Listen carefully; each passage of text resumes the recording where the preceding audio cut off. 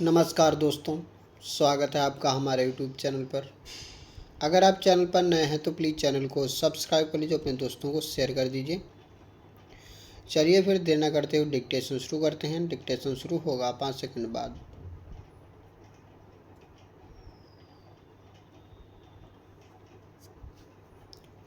Start.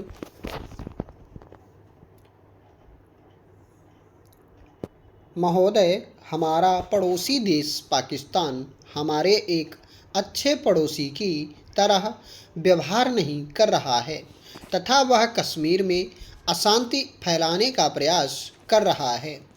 Pakistan इससे पूर्व 3 बार भारत पर खुला आक्रमण करके ही जब अपने उद्देश्यों में सफल नहीं हुआ तो उसने भारत के साथ छद्म युद्ध शुरू किया है।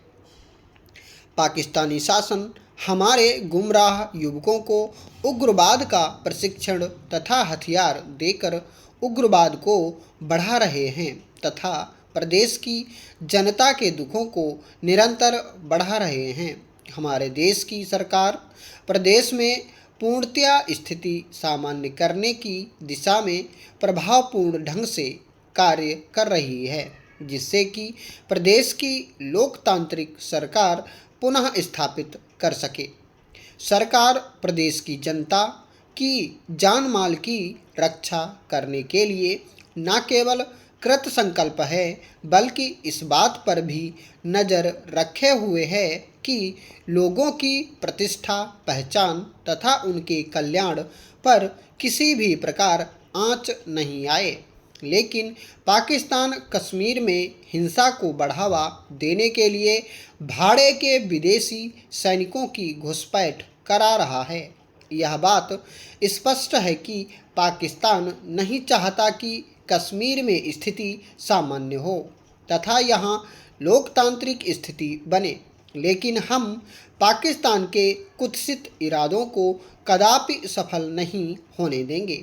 अपने पाकिस्तानी आकाओं के इशारों पर उग्रवादी प्रदेश की आम जनता के कष्टों को ही बढ़ाने में लगे हैं। प्रदेश में उग्रवादी हिंसा, लूटपाट, अपहरण व बलात्कार तथा तोड़-फोड़ जैसी घटनाओं में संलिप्त हैं। पाकिस्तान भाड़े के विदेशी सैनिकों को कश्मीर में घुसपैठ कराकर कश्मीर को अफगानिस्तान जैसी स्थिति में ले आना चाहता है। सरकार राज्य में शांति व स्थिति सामान्य बनाने के प्रयास में लगी है। सरकार के सारे प्रयास का उद्देश्य यह है कि प्रदेश में उग्रवाद की रीढ़ तोड़ी जा सके। प्रदेश सरकार विभिन्न क्षेत्रों में प्रदेश के विकास के लिए कृत संकल्प है। प्रदेश में एक महत्वपूर्ण परिवर्तन यह दिखाई देने लगा है कि जनता में पाकिस्तान तथा उसके कठपुतले उग्रवादियों के विरुद्ध रोष तीव्रता से उत्पन्न होने लगा है। इस बात में संदेह नहीं है कि अधिकांश उग्रवादी भी अब इस बात को समझने लगे हैं कि हिंसा का मार्ग अत्यंत गलत है, पर वे अपने नेताओं व कट्टरपंथियों के दबाव के कारण हिंसा का मार्ग छोड़ पाने में सफल नहीं हो पा रहे हैं और प्रदेश में अशांति बनाए हुए हैं। मैडम, सरकारी स्थान संशोधन विधेयक 1992 जो प्रस्तुत किया गया है, मैं उसके विरोध में नहीं हूँ, बल्कि मैं इसका समर्थन करता हूँ।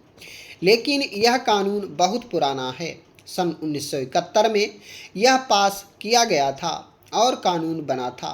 थोड़ा सा परिभाषाओं में और कुछ प्रावधानों में संशोधन किया जा रहा है कि राज्य सरकारों के दिल्ली में और केंद्र शासित प्रदेशों में जो भवन हैं उनमें अनधिकृत रूप से जो लोग रहते हैं उनकी बेदखली के लिए सरसरी तौर से कार्रवाई की जाएगी।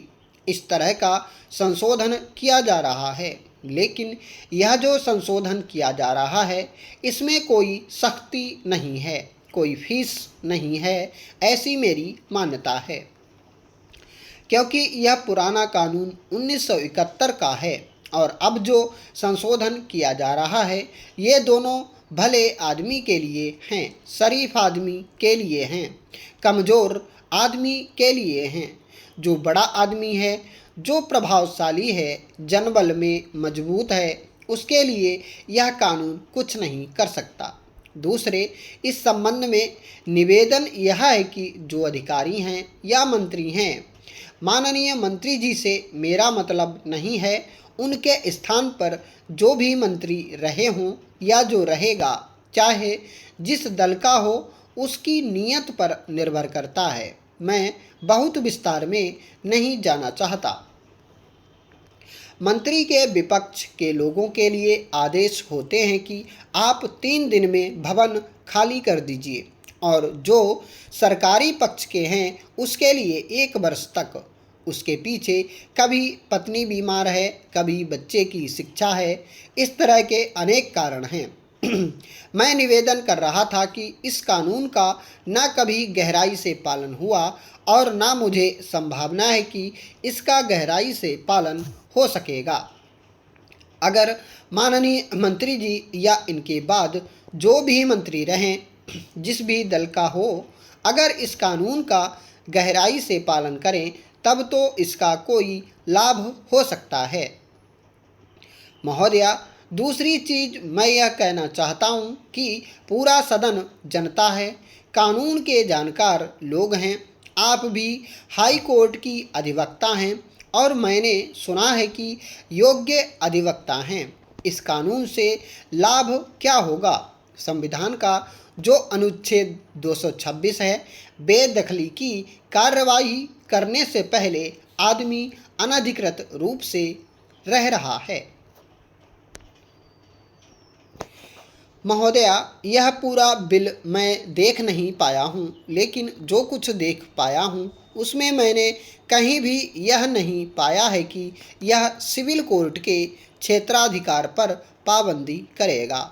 हाई कोर्ट का तो संविधान संशोधन आप कर नहीं सकते हैं, आर्टिकल 226 में रोक नहीं लगा सकते हैं, इसलिए इस कानून का कोई लाभ होने वाला नहीं है। इसलिए मैं आपके माध्यम से मंत्री जी से और सरकार से आग्रह करूंगा कि सरकार इस पर गंभीरतापूर्वक विचार करे और जो कानूनी अड़ंगे आने वाले हैं, कानूनी बाधाएं आने वाली हैं, उन बाधाओं का निराकरण करके सरसरी तौर पर आप किस तरीके से बेदखली की कार्रवाई कर सकेंगे। अगर आप गंभीरता से नहीं सोचेंगे और कानून में फिर संशोधन नहीं करेंगे तो इस संशोधन से मेरी राय में कोई लाभ होने वाला नहीं है।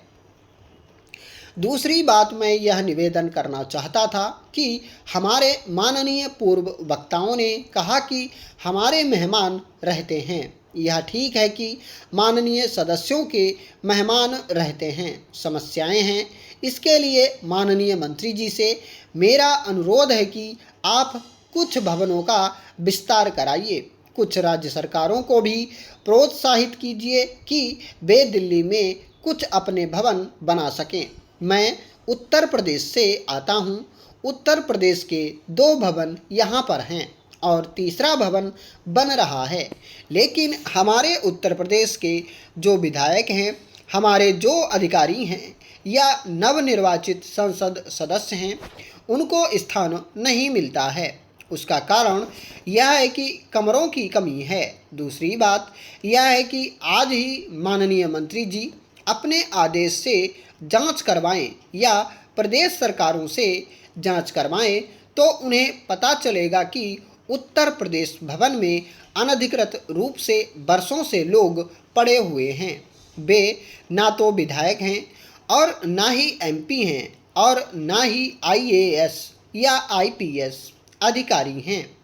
उनको कोई बेदखल करने वाला नहीं है। इसलिए मैंने शुरू में कहा कि यह सरकार और अधिकारियों की नीयत पर निर्भर करता है कि कौन आदमी अधिकृत व्यक्ति है और किसको निकाला जाए और किसको नहीं निकाला जाए। इस मामले पर आपको गंभीरता से विचार करना चाहिए और जैसा मैंने निवेदन किया, माननीय मंत्री जी कुछ भवनों का विस्तार कराएं और इस विधेयक का सख्ती से पालन करवाएं। महोदय, राष्ट्रीय एकता परिषद सब राज्य सरकारों का प्रतिनिधित्व करती है। यह केवल 2 को छोड़कर संसद की समस्त राजनीतिक पार्टियों और दलों का प्रतिनिधित्व करती है और मुझे आशा है कि ये 2 पार्टियां भी देश के समक्ष उपस्थित एक सर्वाधिक महत्वपूर्ण समस्या को मिलजुल कर सुलझाने के महान प्रयास में हिस्सा लेंगी। स्टॉप।